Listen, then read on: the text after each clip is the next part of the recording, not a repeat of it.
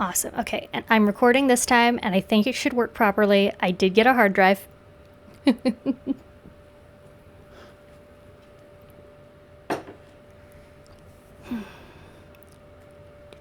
Great.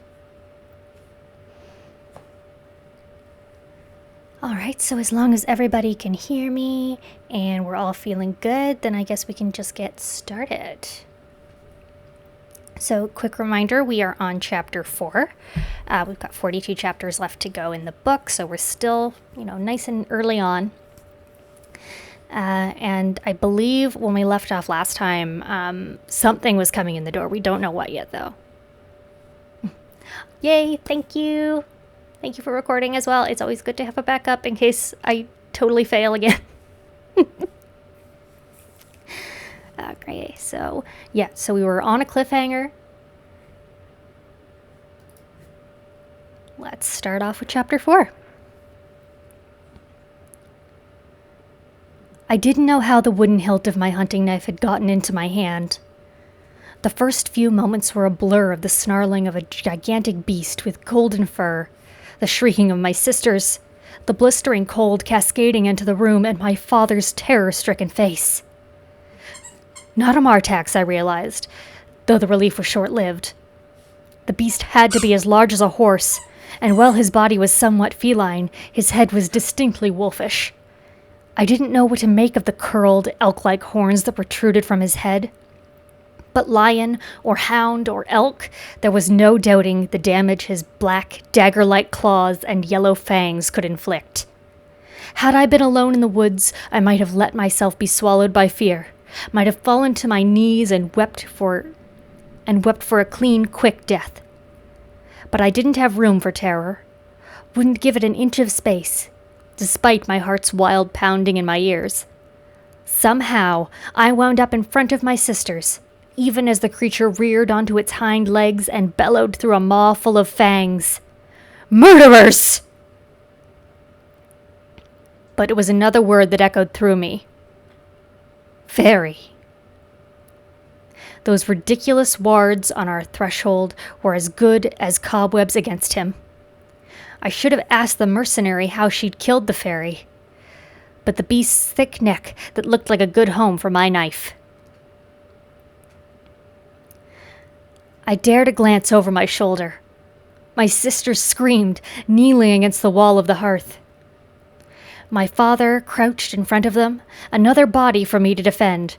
Stupidly, I took another step towards the fairy, keeping the table between us. I took another step towards the fairy, keeping the table between us, fighting the shaking in my hand.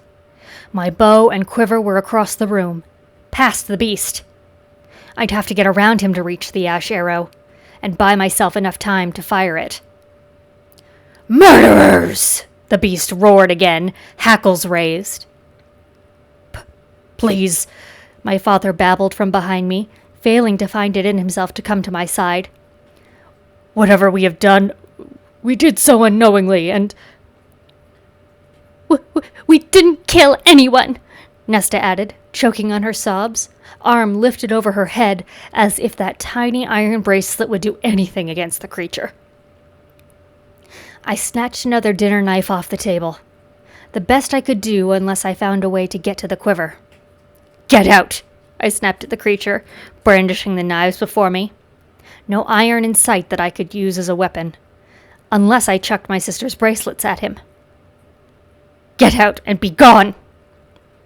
With my trembling hands, I could barely keep my grip on the hilts. A nail.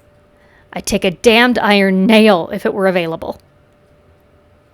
He bellowed at me in response, and the entire cottage shook, the plates and cups rattling against one another. But it left his massive neck exposed. I hurled my hunting knife. Fast, so fast I could barely see it.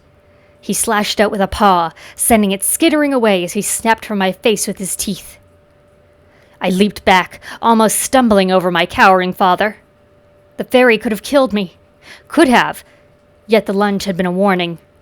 Nesta and Elaine, weeping, prayed to whatever long-forgotten gods might still be skulking about. Who killed him? The creature stalked towards us. He set a paw on the table, and it groaned beneath him. His claws thudded as they embedded in the wood, one by one. I dared another step forward as the beast stretched his snout over the table to sniff at us.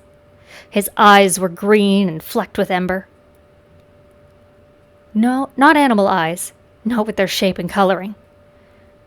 My voice was surprisingly even as I challenged. Killed who? He growled, low and vicious. The wolf, he said, and my heart stumbled a beat. The roar was gone, but the wrath lingered. Perhaps even traced with sorrow. Elaine's wail reached a high-pitched shriek. I kept my chin up. A wolf? A large wolf with a gray coat, he snarled in response. Would he know if I lied? Fairies couldn't lie. All mortals knew that. But could they smell the lies on human tongues? We had no chance of escaping this through fighting, but there might be other ways. If it was mistakenly killed, I said to the beast as calmly as I could, what payment could we offer in exchange?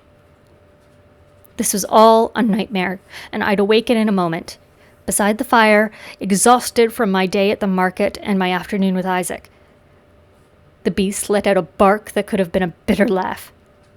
He pushed off the table to pace in a small circle before the shuttered door. The cold was so intense that I shivered. The payment you must offer is the one demanded by the treaty between our realms. For a wolf? I retorted, and my father murmured my name in warning. I had vague memories of being read the treaty during my childhood lessons, but could recall nothing about wolves. The beast whirled on me. Who killed the wolf? I stared into those jade eyes. I did. He blinked and glanced at my sisters, then back at me, at my thinness, no doubt, seeing only frailness instead.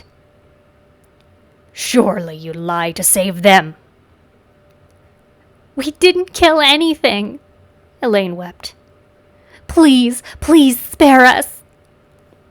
Nesta hushed her sharply through her own sobbing, but pushed Elaine farther behind her. My chest caved in at the sight of it. My father climbed to his feet, grunting at the pain in his leg as he bobbled, but before he could limp toward me, I repeated, I killed it. The beast, who had been sniffing at my sisters, studied me. I squared my shoulders. I sold its hide at the market today. If I had known it was a fairy, I wouldn't have touched it. Liar, he snarled. You knew. You would have been more tempted to slaughter it had you known it was one of my kind. True, true, true. Can you blame me? Did it attack you? Were you provoked? I opened my mouth to say yes, but... No, I said, letting in a snarl of my own. But considering all that your kind has done to us, considering that your kind still likes to do to us, even if I had known beyond a doubt, it was deserved. Better to die with my chin held high than groveling like a cowering worm. Even if his angering growl was the definition of wrath and rage. The firelight shone upon his exposed fangs, and I wondered how they'd feel on my throat, and how loudly my sisters would scream before they, too, died. But I knew, with a sudden, uncoiling clarity, that Nesta would buy Elaine time to run. Not my father, whom she resented with her entire steely heart. Not me, because Nesta had always known and hated that she and I were two sides of the same coin, and that I could fight my own battles. But Elaine, the flower grower, the gentle heart, Nesta would go down swinging for her. It was that flash of understanding that had me angling my remaining knife at the beast. What is the payment the treaty requires? His eyes didn't leave my face as he said, "A life for a life. Any unprovoked attacks on fairy kind by humans are to be paid only by a human life in exchange." My sisters quieted their weeping. The mercenary in town had killed a fairy, but had attacked her first. "I don't know," I said. "Didn't know about that part of the treaty."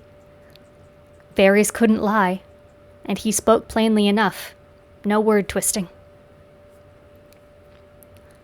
"Most of you mortals have chosen to forget that part of the treaty," he said, which makes punishing you far more enjoyable." My knees quaked. I couldn't escape this. Couldn't outrun this. Couldn't even try to run, since he blocked the way to the door. "Do it outside," I whispered, my voice trembling. "Not here. Not where my family would have to wash away my blood and gore, even if he let them live." The fairy huffed a vicious laugh. "Willing to accept your fate so easily?" When I just stared at him, he said, "For having the nerve to request where I slaughter you, I'll let you in on a secret, human. Prithian must claim your life in some way, for the life you took from it. So as a representative of the immortal realm, I can either gut you like swine, or you can cross the wall and live out the remainder of your days in Prithian." I blinked. "What?" He said slowly, as if I were indeed as stupid as a swine. "You can either die tonight or offer your life to Prithian by living in it forever, forsaking the human realm." "Do it, Feyre," my father whispered from behind me. "Go." I didn't look at him as I said, "Live where? Every inch of Prithian is lethal to us. I'd be better off dying tonight than living in pure terror across the wall until I met my end in doubtlessly an even more awful way." "I have lands," the fairy said quietly, almost reluctantly. "I will grant you permission to live there."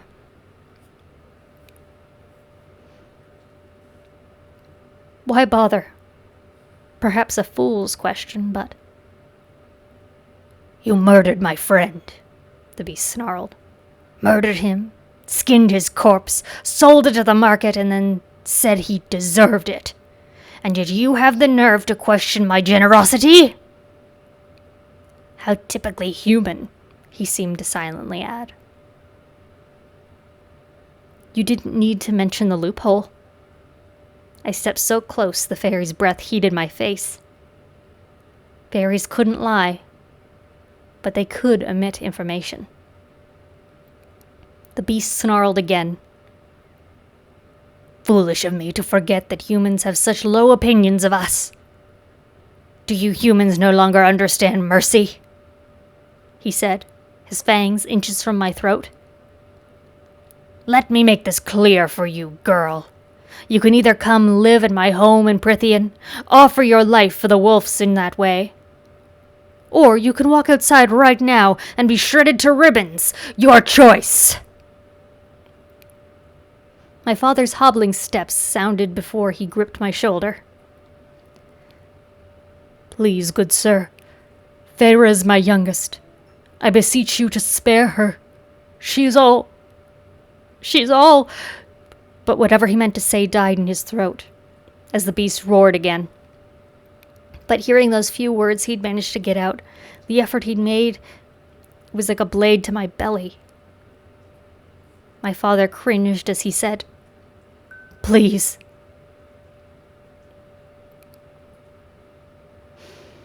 "Silence," the creature snapped, and rage boiled up in me, so blistering it was an effort to keep from lunging to stab my dagger in his eye.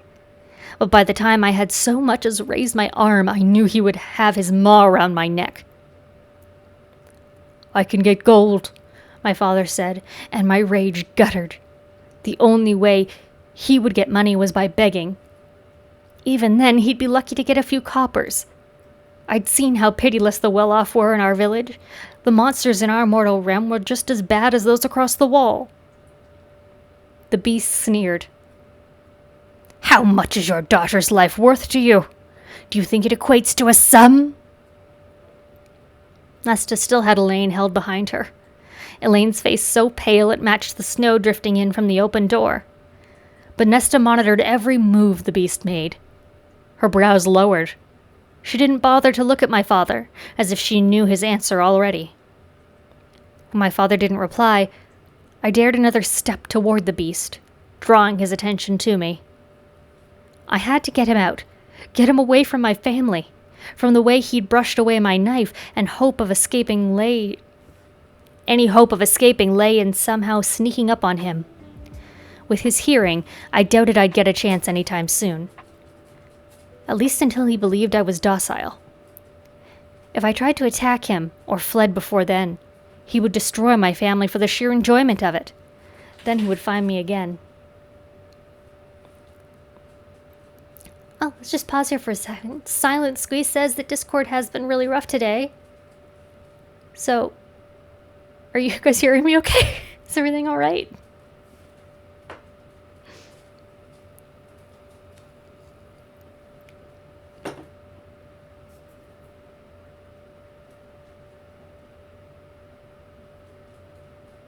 Oh, it was down earlier. Interesting. Okay. Cool. As long as everybody can still hear and we're good. Awesome. Awesome, awesome, awesome. Okay, well, I know you weren't here right off the top, Silent Squeeze, so I hope that you weren't too far behind and kind of get what's going on here. While we're paused, I'll just sort of recap a bit. So when we left off last week, there was like something coming in the door. We found out now that it's a fairy, and that the wolf that she killed in the first chapter was... I'm still unclear on if that wolf was actually a fairy or just like fairy adjacent. Oh, Cocoa Bean! It's okay.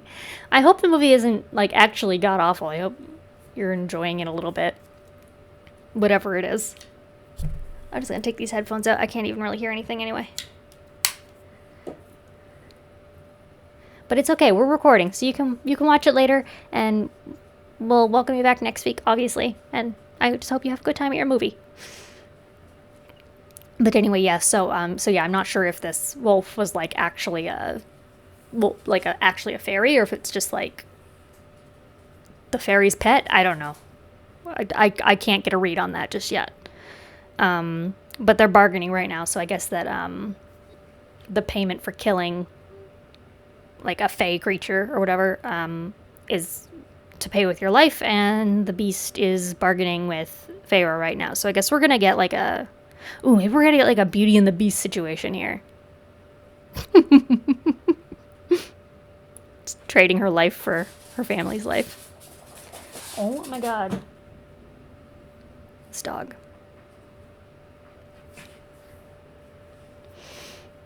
Okay, so... Me.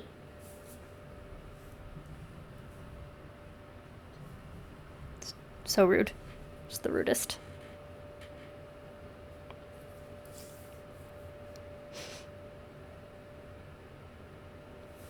Yeah, it seemed like it, or at least someone important enough to potentially kill someone for them. Yeah. Yeah.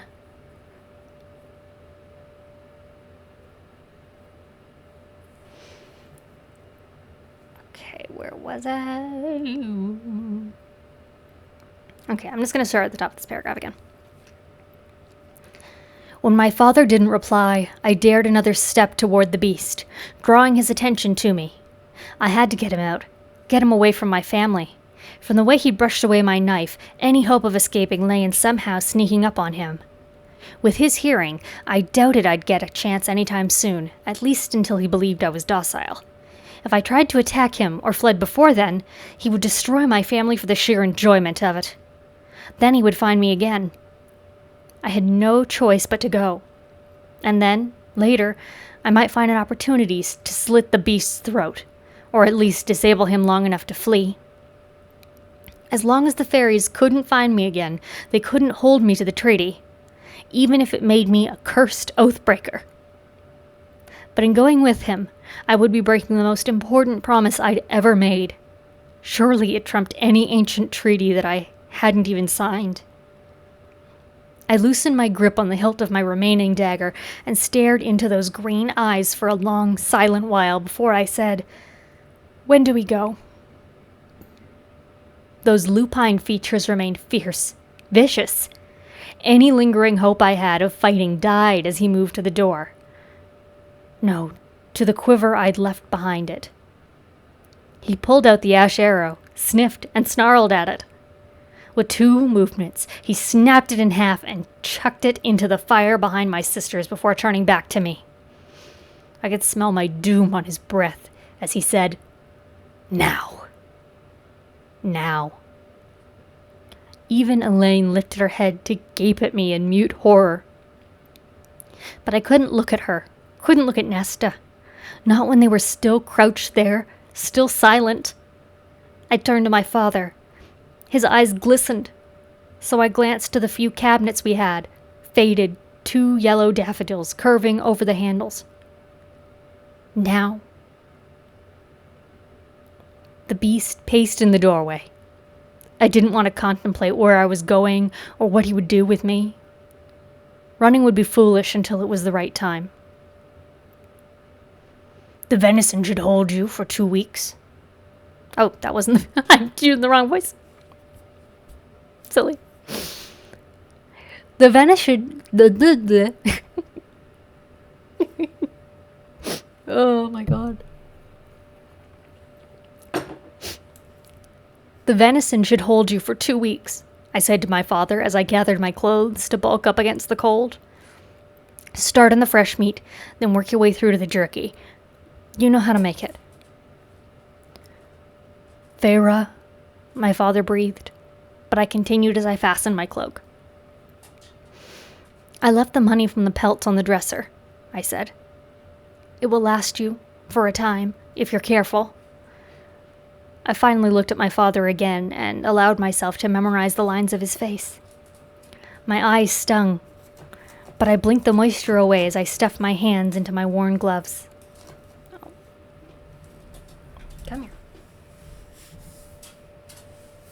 Interrupting Chewini. Okay. She's such a pain and so very spoiled. I'm trying to read a book.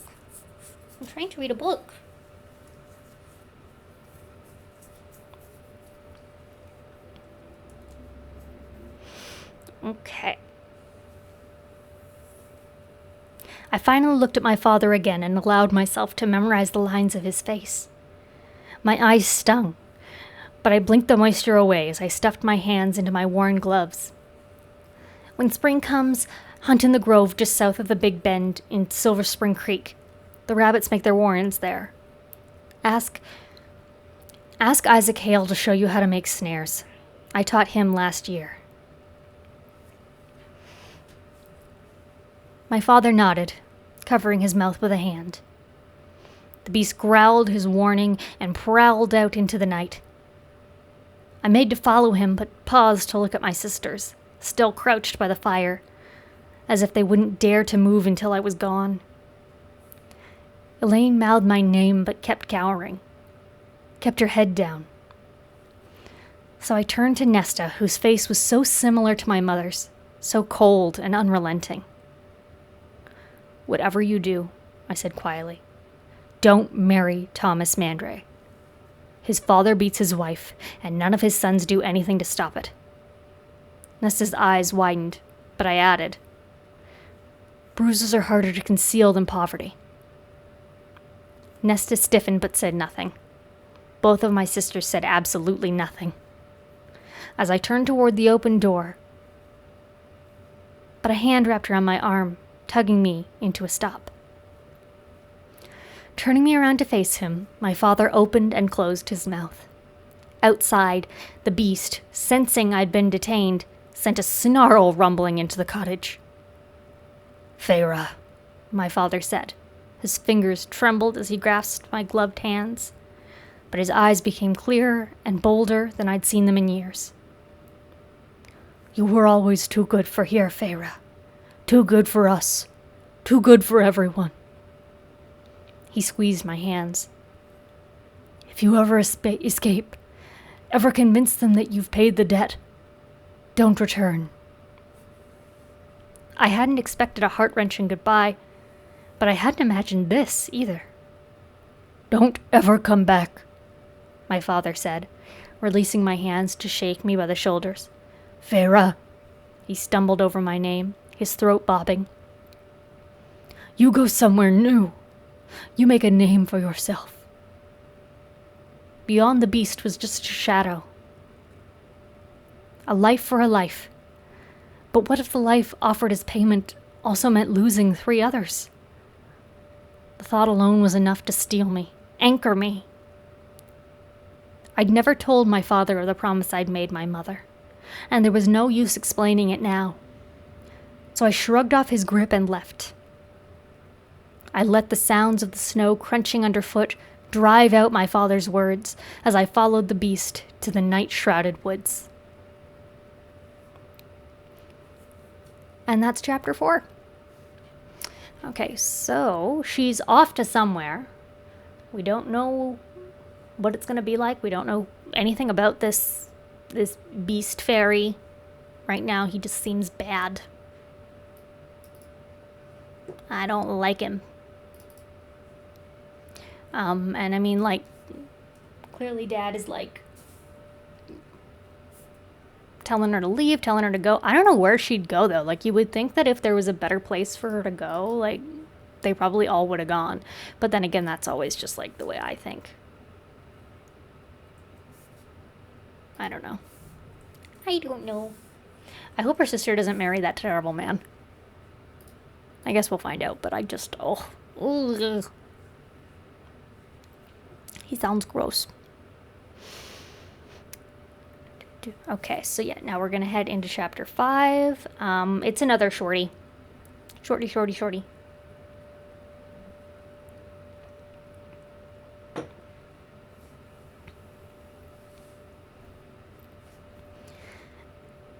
Every step toward the line of trees was too swift, too light, too soon carrying me to whatever torment and misery awaited. I didn't dare look back at the cottage. We entered the line of trees. Darkness beckoned beyond. But a white mare was patiently waiting, unbound, beside a tree, her coat like fresh snow in the moonlight. She only lowered her head, as if in respect, of all things, as the beast lumbered up to her. He motioned with a giant paw for me to mount. Still, the horse remained calm, even as he passed close enough to gut her in one swipe. It had been years since I'd ridden, and I'd only ridden a pony at that. But I savored the warmth of the horse against my half-frozen body as I climbed into the saddle, and she set into a walk. Without light to guide me, I let her trail the beast. They were nearly the same size. I wasn't surprised when we headed northward, toward fairy territory, though my stomach clenched so tightly it ached. Live with him? I could live out the rest of my mortal life on his lands. Perhaps this was merciful. But then, he hadn't specified in what manner exactly I would live. The treaty forbade fairies from taking us as slaves, but perhaps that excluded humans who'd murdered fairies. We'd likely go to whatever rift in the wall he'd used to get here, to steal me. And once we went through the invisible wall, once we were in Prithian, there was no way for my family to ever find me.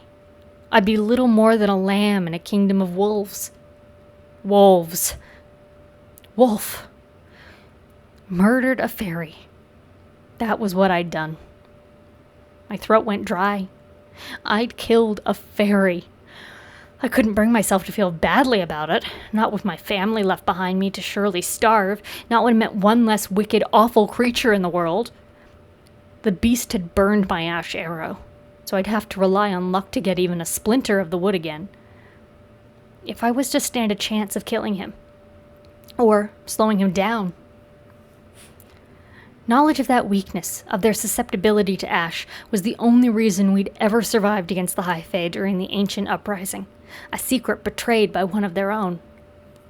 My blood chilled further, as I uselessly scanned for any signs of the narrow trunk and explosion of branches that I'd learned marked ash trees.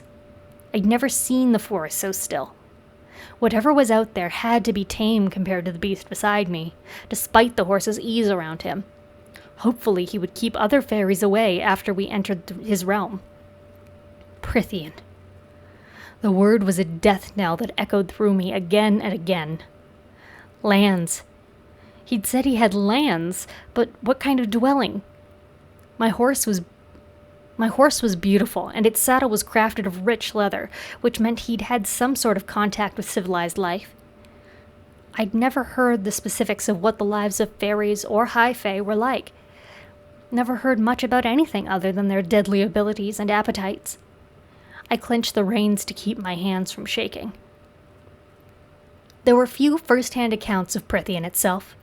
The mortals who went over the wall, either willingly as tributes from the children of the blessed or stolen, never came back.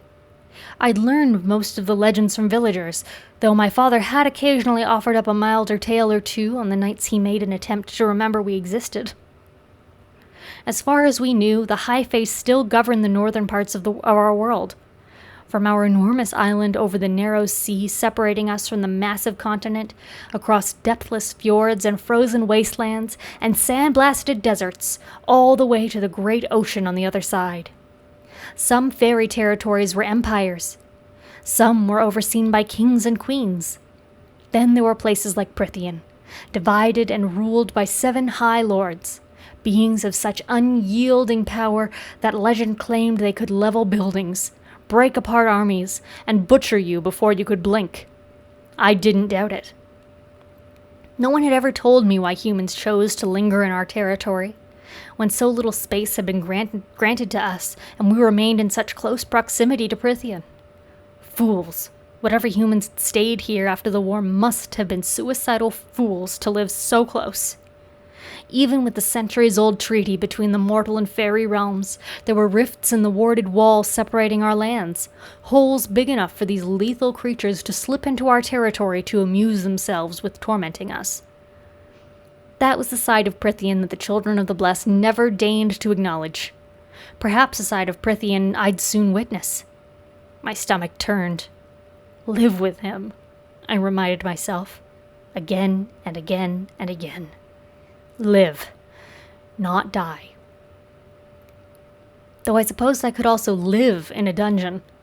He would likely lock me up and forget that I was there, forget that humans needed things like food and water and warmth.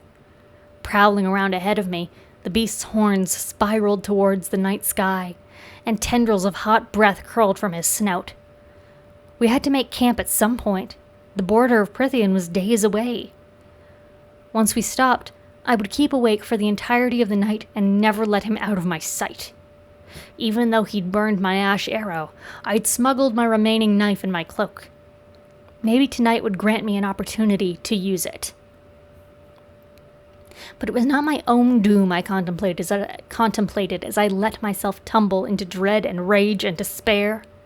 As we rode on, the only sound snow crunching beneath paws and hooves, I alternated between a wretched smugness at the thought of my family starving and thus realizing how important I was, and a blinding agony at the thought of my father begging in the streets, his ruined leg giving out on him as he stumbled from person to person. Every time I looked at the beast, I could see my father limping through town, pleading for coppers to keep my sisters alive. Worse, what Nesta might resort to in order to keep Elaine alive. She wouldn't mind my father's death, but she would lie and steal and sell anything for Elaine's sake. And her own as well.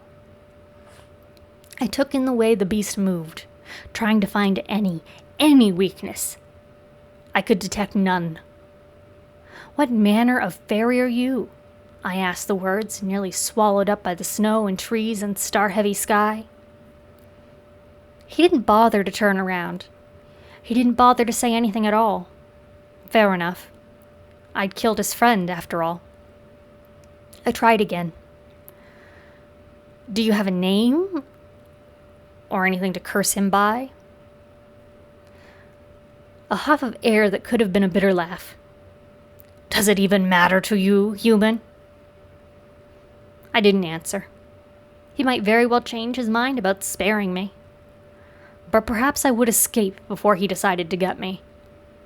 I would grab my family and we'd stow away on a ship and sail far, far away. Perhaps I would try to kill him, regardless of the futility, regardless of whether it constituted another unprovoked attack, just for being the one who came to claim my life, when these fairies valued ours so little. The mercenary had survived. Maybe I could, too. Maybe. I opened my mouth to again ask him for his name, but a growl of annoyance rippled out of him. I didn't have a chance to struggle, to fight back, when a charged metallic tang stung my nose. Exhaustion slammed down upon me, and blackness swallowed me whole. I awoke with a jolt atop the horse, secured by invisible bonds. The sun was already high. Magic. That's what the tang had been.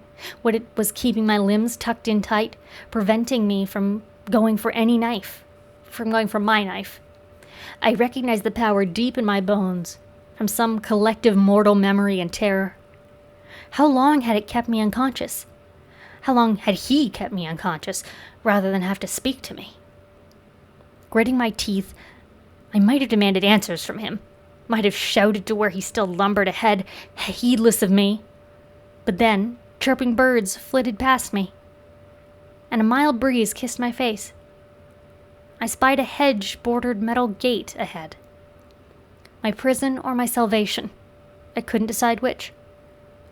2 days. It took 2 days from my cottage to reach the wall and enter the southernmost border of Prithian. Had I been held in an enchanted sleep for that long? Bastard! The gate swung open without porter or sentry, and the beast continued through. Whether I wanted to or not, my horse followed after him. All right, that's chapter 5. Okay, so, yeah, chapter was just them walking.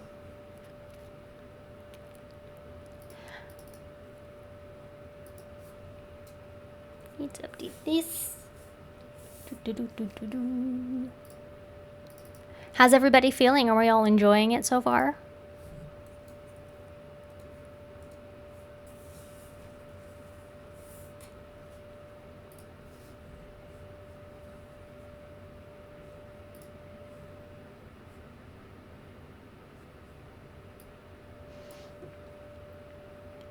No.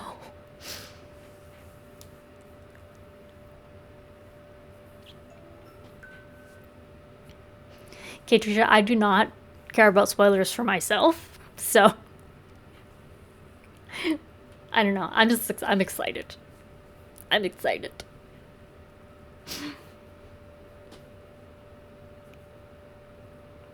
Okay, yeah, this one isn't too long either. I know, yeah, I am still also trying to get a feel for everything. This is a lot of world building off the top. This is a lot of, like, explanation and trying to get the characters sort of laid out for us, I think. So, like, I'm still trying to... I'm, like, waiting for the meat of it, right? Like, the meat ain't here yet.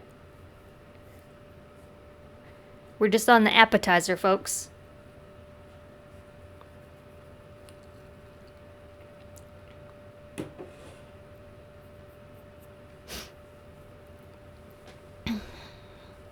Chapter 6. Okay. The estate sprawled across a rolling green land. I'd never seen anything like it. Even our former manor couldn't compare. It was veiled in roses and ivy, with patios and balconies and staircases sprouting from its alabaster sides.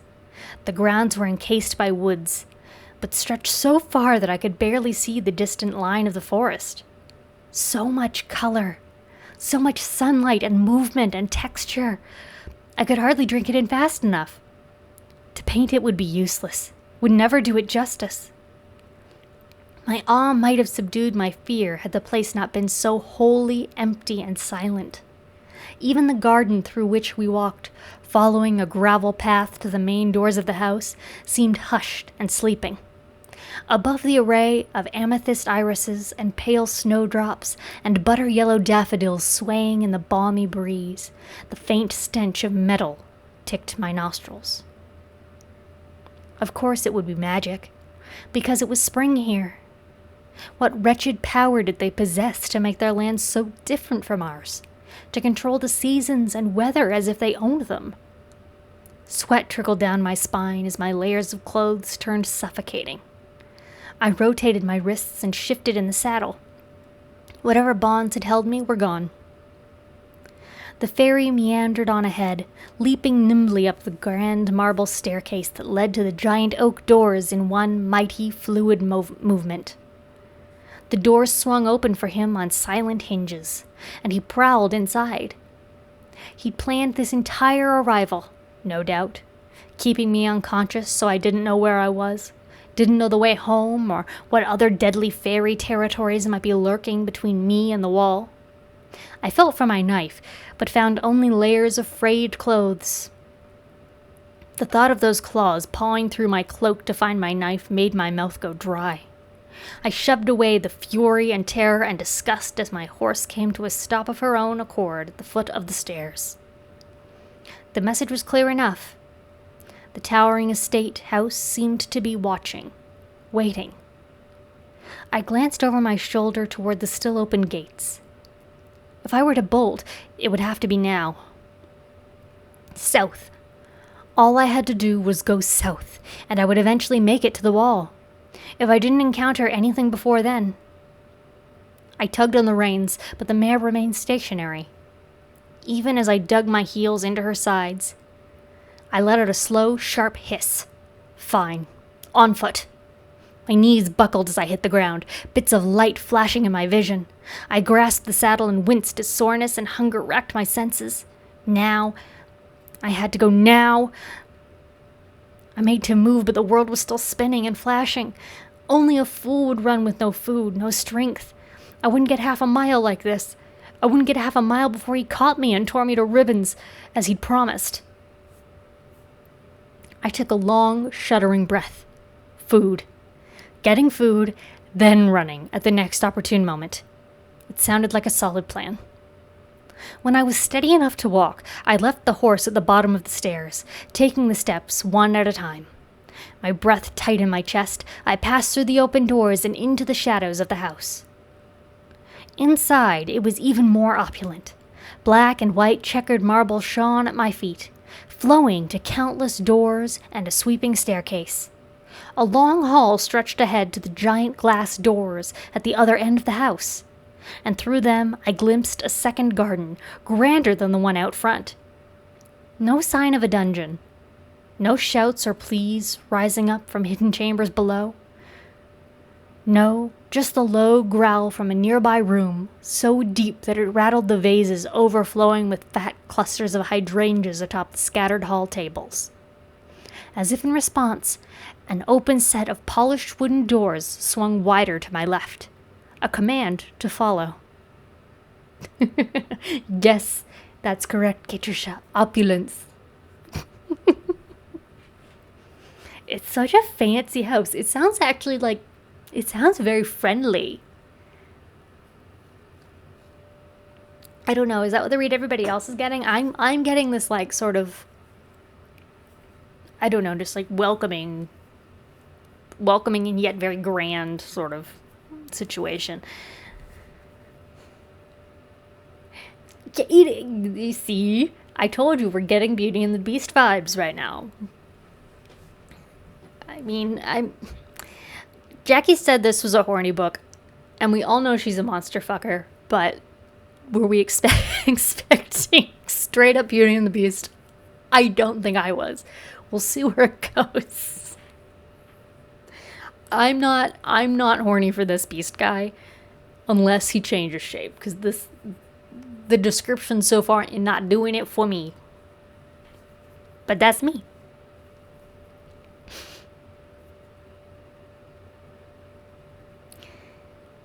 My fingers shook as I rubbed my eyes. I'd known the High Fae had once built themselves palaces and temples around the world, buildings that my mortal ancestors had destroyed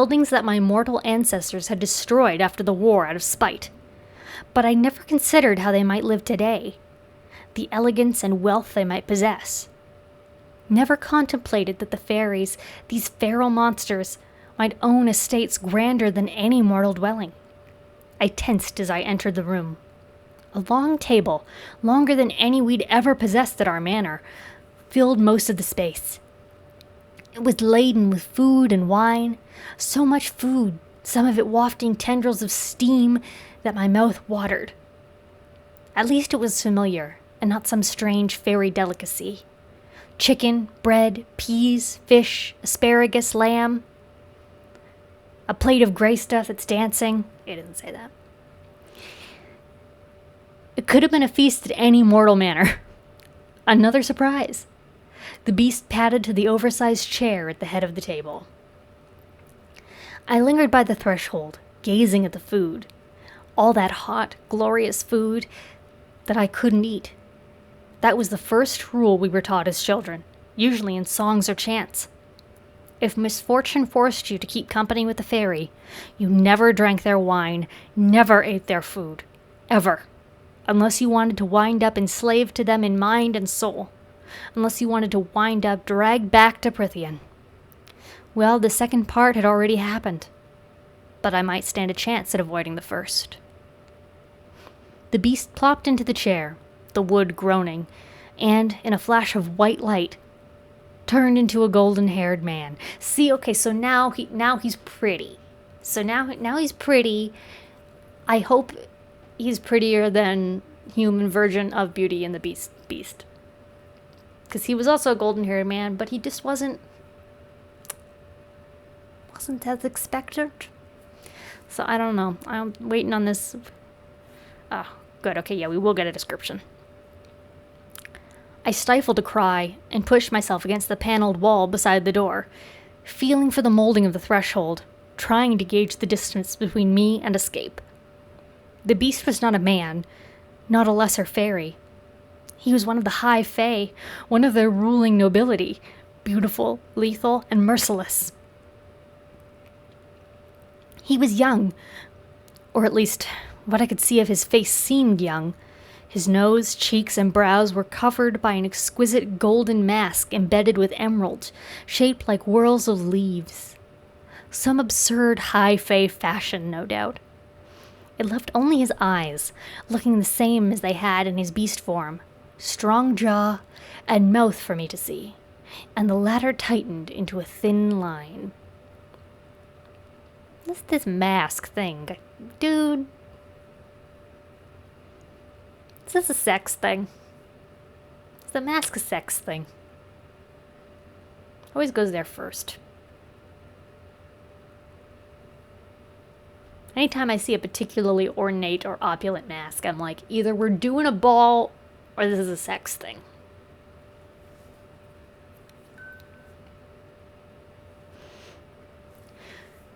You should eat something, he said. Unlike the elegance of his mask, the dark green tunic he wore was rather plain, accented only with a leather baldric across his broad chest. It was more for fighting than style, even though he bore no weapon I could detect. Not just one of the High Fae, but a warrior, too.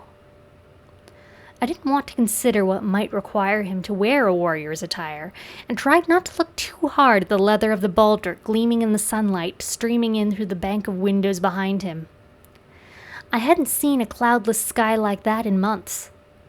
He filled a glass of wine from an exquisitely cut crystal decanter and drank deeply, as if he needed it. I inched towards the door, my heart beating so fast I thought I'd vomit. The cool metal of the door's hinges bit into my fingers. If I moved fast, I could be out of the house and sprinting for the gate within seconds. He was undoubtedly faster, but chucking some of those pretty pieces of hallway furniture in his path might slow him down. Through his Fae ears, with their delicate, pointed arches, would pick up any whisper of movement from me. "Who are you?" I managed to say. His light golden hair was so similar to the color of his beast's form's pelt. Those giant claws undoubtedly still lurked just below the surface of his skin. "Sit," he said gruffly, waving a broad hand to encompass the table. "Eat." I ran through the chants in my head again and again. Not worth it. Easing my ravenous hunger was definitely not worth the risk of being enslaved to him in mind and soul. He let out a low growl. "Unless you'd rather faint." "It's not safe for humans," I managed to say, offense be damned. He huffed a laugh. "More feral than anything." "The food is fine for you to eat, human." Those strange green eyes pinned me to the spot, as if he could detect every muscle in my body that was priming to bolt. "Leave if you want," he added with a flash of teeth. "I'm not your jailer. The gates are open. You can live anywhere in Prithian. And no doubt be eaten or tormented by a wretched fairy. But while every inch of this place was civilized and clean and beautiful, I had to get out, had to get back. That promise to my mother, cold and vain as she was all I had. I made no move toward the food. "Fine," he said, the word laced with a growl, and began serving himself. I didn't have to face the consequences of refusing him another time, as someone strode past me, heading right for the head of the table. "Well," the stranger said, another high fae, red-haired and finely dressed in a tunic of muted silver. He, too, wore a mask. He sketched a bow to the seated male and then crossed his arms. He sketched a bow. He's bowing at him. I'm not reading this right.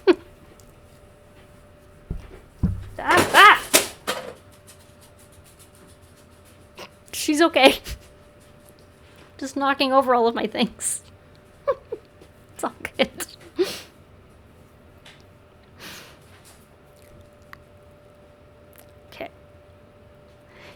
Okay, so he bows to him, and then somehow he hadn't spotted me where I was still pressed against the wall. "Well, what?" My captor cocked his head, a movement more animal than human. "Is Andros dead, then?" A nod from my captor. Savior, whatever he was. "I'm sorry," he said quietly. "How?" His knuckles white as he gripped his muscled arms. "An ash arrow," said the other. His red-haired companion hissed. "The treaty's summons led me to the mortal. I gave her safe haven." A girl! A mortal girl actually killed Andros. Not a question so much as a venom-coated string of words. He glanced at the end of the table where my empty chair stood. And the summons found the girl responsible. The golden-masked one gave a low, bitter laugh and pointed at me. "The treaty's matter brought me right to her doorstep." The stranger whirled with fluid grace. His mask was bronze and fashioned after a fox's features, concealing all but the lower half of his face, along with most of what looked like a wicked slashing scar from his brow down to his jaw. It didn't hide the eye that was missing, or the carved golden orb that had replaced it, and moved as though he could use it. It fixed on me. Even from across the room, I could see his remaining russet eye widen. This guy is, really red. He's got reddish-brown eyes and red hair. He's wearing a fox mask. And it's bronze.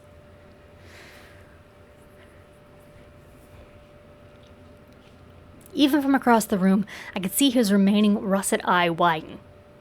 He sniffed once, his lips curling a bit to reveal straight white teeth, and then he turned to the other fairy. You're joking, he said quietly. That scrawny thing brought down Andras with a single ash arrow. Bastard. An absolute bastard. A pity I didn't have the arrow now, so I could shoot him instead. She admitted to it, the golden-haired one said tightly, tracing the rim of his goblet with a finger. A long, lethal claw slid out, scraping against the metal. I fought to keep my breathing steady, especially as he added, She didn't try to deny it. The fox-masked fairy sank onto the edge of the table, the light catching in his long, fire-red hair. I could understand his mask with that brutal scar and missing eye, but the other high face seemed fine. Perhaps he wore it out of solidarity. Maybe that explained the absurd fashion. Well, the red-haired one seethed. Now we're stuck with that. Thanks to your useless mercy, and you've ruined... I stepped forward, only a step. I wasn't sure what I was going to say, but being spoken about that way, I kept my mouth shut. But it was enough. Did you enjoy killing my friend, human? The red-haired one said. Did you hesitate, or was the hatred in your heart riding you too hard to consider sparing him? It must have been so satisfying for a small mortal thing like you to take him down. The golden-haired one said nothing, but his jaw tightened. As they studied me, I reached for a knife that wasn't there. Anyway, the fox-masked one continued, facing his companion again with a sneer. He would likely laugh if I ever drew a weapon on him. Perhaps there's a way to... Lucian, my captor said quietly, the name echoing with a hint of a snarl. Behave. Lucian went rigid, but he hopped off the edge of the table and bowed deeply to me. My apologies, lady. Another joke at my expense. I'm Lucian, courtier and emissary. He gestured to me with a flourish. Your eyes are like stars, and your hair like burnished gold. He cocked his head, waiting for me to give him my name. But telling him anything about me, about my family, and where I came from? Her name is Feyre, said the one in charge, the beast. He must have learned my name at my cottage. Those striking green eyes met mine again, and then flicked to the door. Alice will take you to your room. You could use a bath and fresh clothes. I couldn't decide whether it was an insult or not. There was a firm hand at my elbow, and I flinched. A rotund, brown-haired woman in a simple brass bird mask tugged at my arm and inclined her head toward the open door behind us. Her white apron was crisp above her homespun brown dress. A servant. The masks had to be some sort of trend, then. If they cared so much about their clothes, about what even their servants wore, maybe they were shallow and vain enough for me to deceive, despite their master's warrior clothes. Still, they were high fae. I would have to be clever and quiet and bide my time until I could escape. So I let Alice lead me away. Room, not cell. A small relief, then. I'd barely made it a few steps before Lucian growled. That's the cauldron thought to deal with us. She brought Andras down? We never should have sent him out there. None of them should have been out there. It was a fool's mission. His growl was more bitter than threatening. Could he shapeshift as well? Maybe we should just take a stand. Maybe it's time to say enough. Dump the girl somewhere. Kill her. I don't care. She's nothing but a burden here. She'd sooner put a knife in your back than talk to you, or any of us. I kept my breathing calm, my spine locking, and... No, the other bit out. Not until we know for certain that there is no other way will we make a move. And as for the girl, she stays. Unharmed. End of discussion. Her life in that hovel was hell enough. My cheeks heated. Even while I loosed a tight breath, I avoided looking at Alice as I felt her eyes slide to me. A hovel. I suppose that's what our cottage was when compared to this place. Then you've got your work cut out for you, old son, Lucian said. I'm sure her life will be a fine replacement for Andras's. Maybe she can even train with the others on the border. Snarl of irritation resonated through the air. The shining, spotless halls swallowed me up before I could hear more. Alice led me through halls of gold and silver until we came to a lavish bedroom on the second level. I'll admit, I didn't fight that hard when Alice and 2 other servants, also masked, bathed me, cut my hair, and then plucked me until I felt like a chicken being prepared for dinner. For all I knew, I might very well be their next meal. It was only the High Fae's promise to live out my days in Prythia, and instead of dying, they kept me from being sick at the thought. While these fairies also looked human, save for their ears, I never learned what the High Fae called their servants. But I didn't dare to ask. Or to speak to them at all. Not when just having their hands on me, having them so close, was enough to make me focus solely on not trembling. Still, I took one look at the velvet turquoise dress Alice had placed on the bed and wrapped my white dressing gown tightly around me. What are you doing? Oh my god. Pain in the butt. She stinks too. She just ate her dinner. She stinks. Ugh.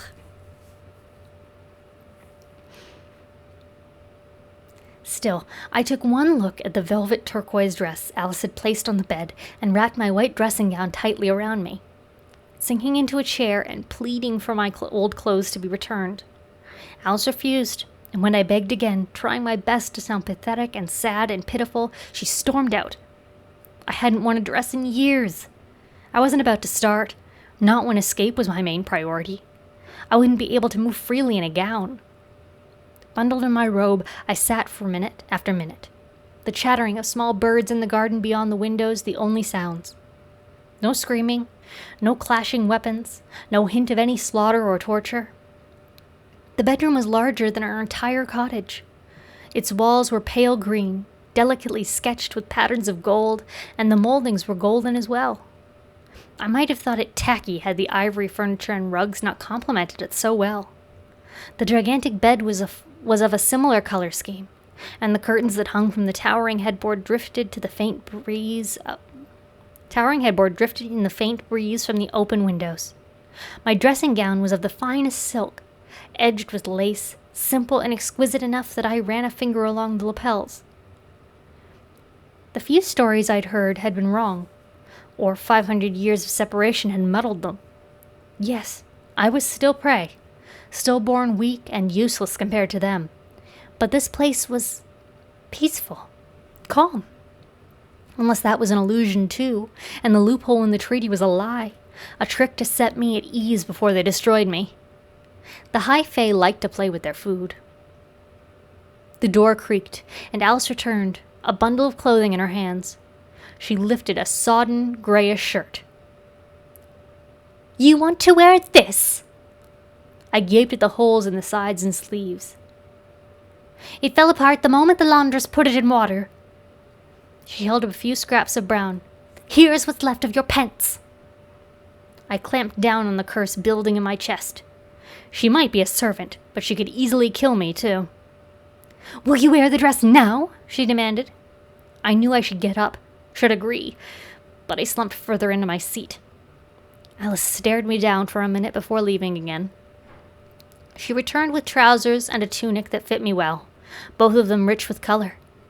A bit fancy, but I didn't complain when I donned the white shirt, nor when I buttoned the dark blue tunic and ran my hands over the scratchy golden thread embroidered on the lapels. It had to cost a fortune in itself, and it tugged at that useless part of my mind that admired lovely and strange and colorful things. I was too young to remember much before my father's downfall. He tolerated me enough to allow me to loiter about his offices, and sometimes even explain various goods and their worth, the details of which I'd long since forgotten. My time in his offices, full of the scents of exotic spices and the music of foreign tongues, made up the majority of my few happy memories. I didn't need to know the worth of everything in this room to understand that the emerald curtains alone, silk with gold velvet, could have fed us for a lifetime. A chill scuttled down my spine. It had been days since I'd left.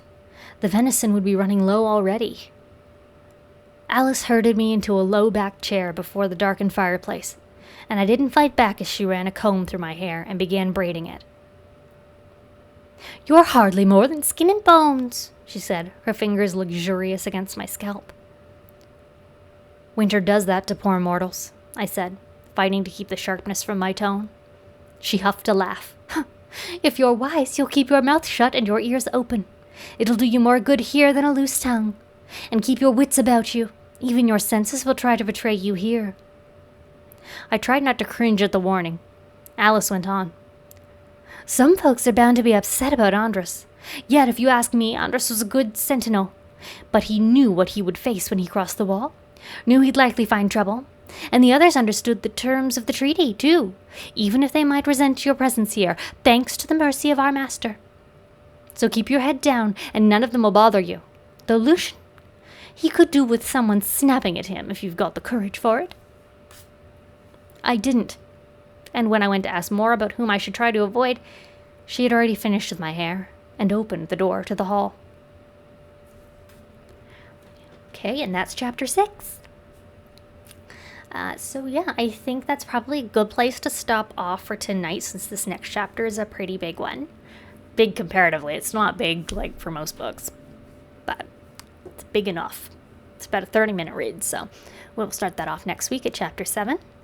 What did everybody think of today's reading? I mean, it was nice. We got to meet some fairy folk this time.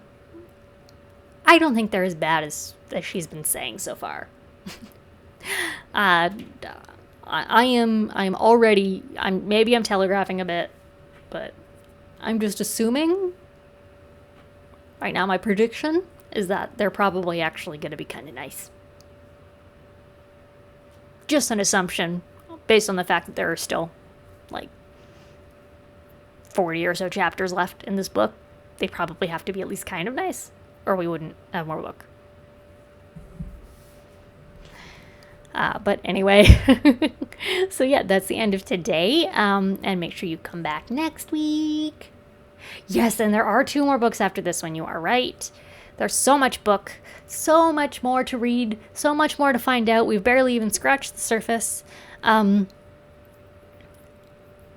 Also, are we supposed to think that all of the fairies are hot, or just the beast one? Because we're clearly supposed to think he's hot. That's the implication I'm getting.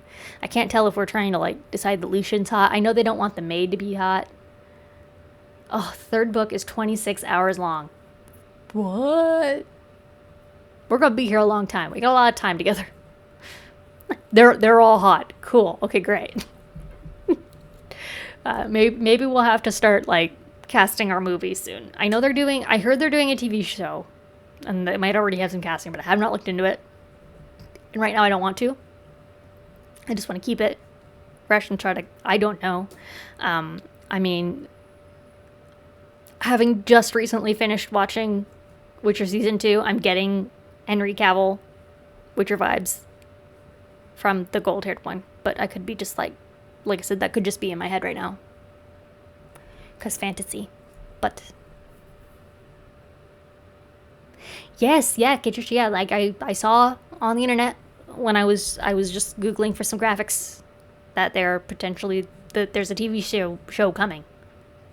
So we'll find out. But anyway, yeah, so end of the night, I am going to log off now. You all have a great rest of your evening, and I will see you next Wednesday. Bye.